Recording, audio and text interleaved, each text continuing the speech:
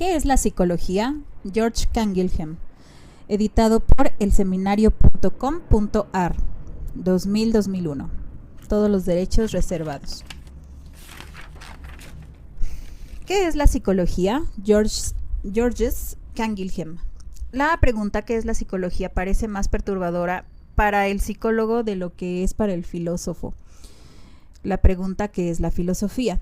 Porque para la filosofía la pregunta por su sentido y por su esencia constituye mucho más de lo que la define, una respuesta a esta cuestión. El hecho de que la pregunta resurja incesantemente por falta de una respuesta satisfactoria es, para quien querría poder llamarse filósofo, una razón de humildad y no una causa de humillación. Pero para la psicología la pregunta por su esencia o, más modestamente, por su concepto, cuestiona también la existencia misma del psicólogo. En la medida en que al no poder responder exactamente sobre lo que es, se le hace muy difícil poder responder por lo que hace. Solo puede entonces buscar en una eficacia siempre discutible la justificación de su importancia como especialista, importancia de la cual él no se lamentaría en absoluto, pero en el filósofo generaría un complejo de inferioridad.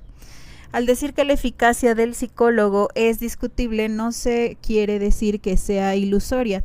Simplemente se desea destacar que la eficacia está sin duda mal fundada, en tanto no hay pruebas de que ella se deba a la aplicación correcta de una ciencia, es decir, en tanto que el estatuto de la psicología no está determinado de tal manera que se la deba tener por algo más y mejor que un empirismo compuesto, literalmente codificado para los fines de la enseñanza.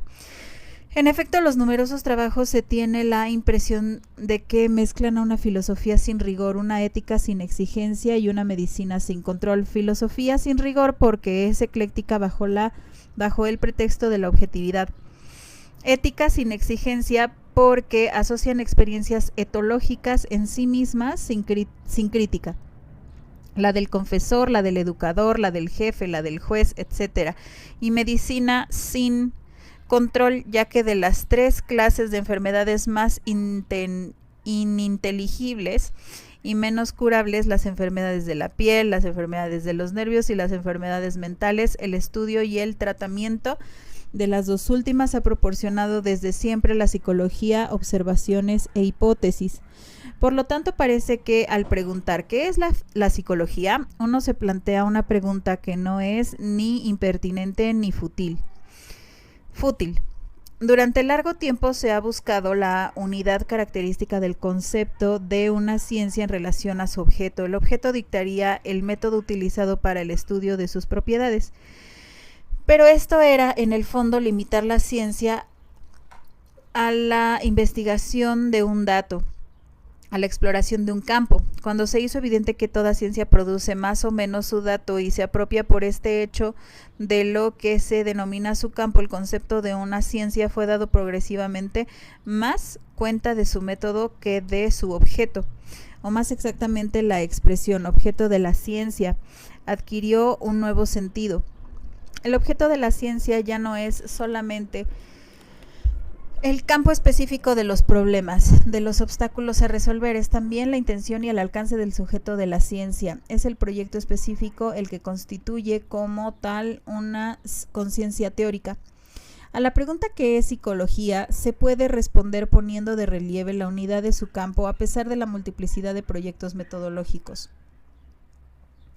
A este tipo pertenece la brillante respuesta dada por el profesor Daniel Lagache en 1947 a una pregunta planteada en 1936 por Edward Claperet. La unidad de la psicología es buscada aquí en su definición posible como teoría general de la conducta, síntesis de la psicología experimental, de la psicología clínica, del psicoanálisis, de la psicología social y de la etnología.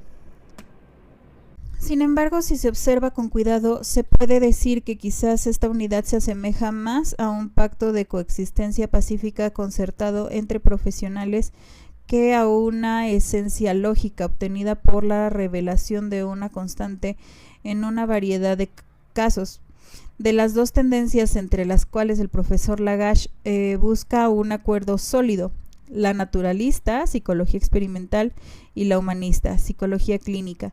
Se tiene la impresión de que la segunda parece tener un mayor peso. Esto es lo que explica sin duda la ausencia de la psicología animal en esta exposición de las partes del litigio. Ciertamente es evidente que ella está incluida en la psicología experimental, que es en gran medida una psicología de los animales, pero lo está como material el cual aplicar el método. Y en efecto, una psicología solo puede como material sobre el cual aplicar el método. Y en efecto, una psicología solo puede llamarse experimental en razón de su método y no en razón de su objeto, mientras que pese a las apariencias es por el objeto más que por el método que una psicología es llamada clínica, psicoanalítica, social, etnológica. Todos estos adjetivos son indicativos de un solo y mismo objeto de estudio, el hombre, ser locuaz o taciturno, ser sociable o insociable. En consecuencia, se puede hablar rigurosamente de una teoría general de la conducta en tanto se ha resuelto el problema de saber si hay continuidad o ruptura entre el lenguaje humano y el lenguaje animal, entre la sociedad humana y la sociedad animal. Es posible que al respecto no le corresponda a la filosofía decidir, sino a las ciencias, en realidad a varias ciencias, incluida la psicología. Pero entonces la psicología no puede, para definirse, prejuzgar sobre aquello a lo cual debe juzgarse, sin lo cual es inevitable que, al proponerse ella misma como teoría general de la conducta, haga suya cierta idea del hombre. Es necesario entonces permitir que la filosofía pregunte a la psicología de dónde saca esta idea y si no será en el fondo de alguna filosofía. Nosotros, porque no somos psicólogos, querríamos tratar de abordar la pregunta fundamental planteada desde una vía opuesta, es decir, investigar si es o no la unidad de un proyecto lo que podría conferir su unidad eventual a las diferentes clases de disciplinas llamadas psicológicas. Pero nuestro método de investigación exige un retroceso, buscar en cuál de los campos se superponen puede hacerse mediante su investigación separada y su comparación en la actualidad. Una decena de años, en el caso del profesor Lagache, averiguar si los proyectos convergen exige que se extraiga el sentido de cada uno de ellos, no cuando éste se pierda en el automatismo de la ejecución, sino cuando surja de la situación que lo suscita. Buscar una respuesta a la pregunta ¿qué es la psicología? Implica para nosotros la obligación de esbozar una historia de la psicología, pero por supuesto considerada solamente en sus orientaciones en relación con la historia de la filosofía, considerada solamente en sus orientaciones en relación con la historia de la filosofía y de las ciencias, una historia necesariamente teleológica, puesto que está destinada a trasladar hasta la pregunta formulada el supuesto sentido originario de las diversas disciplinas, métodos o proyectos cuya disparidad actual legitima esta pregunta. 1. La psicología como ciencia natural. Mientras la psicología significa etimológicamente ciencia del alma, es notable que la psicología independiente esté ausente en las ideas y en los hechos de los sistemas filosóficos de la antigüedad, donde, sin embargo, la psique, el alma, es considerada como un ser natural. Los estudios relativos al alma se encuentran allí repartidos entre la metafísica, la lógica y la física. El tratado aristotélico del alma es en realidad un tratado de biología general, uno de los escritos consagrados a la física. Después de Aristóteles y según la tradición de la escuela, los cursos de filosofía en comienzos del siglo XVII tratan todavía del alma dentro de un capítulo de la física. 2. El objeto de la física es el cuerpo natural y organizado que tiene la vida en potencia. Por lo tanto, la física trata del alma como forma del cuerpo viviente y no como sustancia separada de la materia. Desde ese punto de vista, un estudio de los órganos del conocimiento, es decir, de los sentidos externos, los 5 sentidos usuales, y de los sentidos internos, sentido común, fantasía, memoria, no difieren en nada del estudio de los órganos de la respiración o de la digestión. El alma es un objeto natural de estudio, una forma dentro de las jerarquías de las formas, aun cuando su función esencial es el conocimiento de las formas. La ciencia del alma es una provincia de la fisiología en su sentido original y universal de teoría de la naturaleza.